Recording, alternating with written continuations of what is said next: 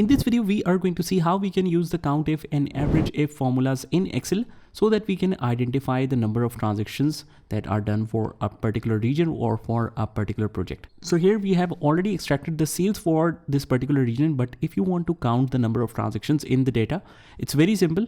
Either you can add more columns here, or otherwise I'll just copy this complete data, and instead of sales, I'll just remove this data. I want to see COUNTIF method 1 and COUNTIF method 2. Control R, COUNTIF 2. And the formula is very simple and it will be applied in approximately the same way as we did for the sales or SUMIF equals to COUNTIF. The range is where the original data is. So I'll select this complete column, and from here the criteria is this region right here. And after that, just double click to send it down, and the method 2 is the same as we have done earlier for SUMIF. Range is this, and under the criteria, I just want to check that if I select the whole criterias, whether it's able to pick it or not in the right way.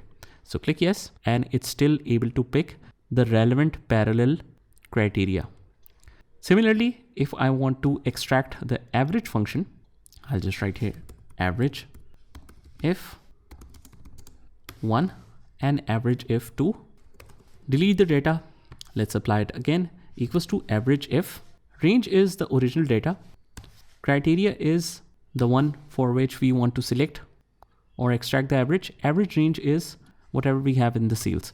So the average sales is 117. You can also extract the average sales if we select all of this, but this shows 386 because that is for all the regions. If we want to check or double check it, we will apply the filters here, and we will filter East first, and then we select all of this data. After that, it will give you 117 average.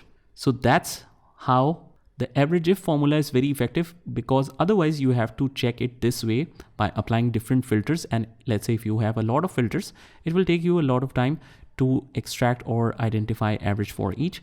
If you want to just decrease the decimal places, just go to the home tab and decrease the decimal places however you want, and just double click to send it down. That's done in method 1. Let's do via method 2. Average if, same. The data is selected here. Criteria, I'll select the whole column. Even if we do have multiple criteria, we are able to extract this. Let's select sales and hit enter, hit yes, and it is able to identify the parallel cells in which we are.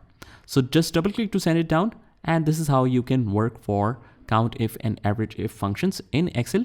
Just try this by yourself, and I'll see you in the next one.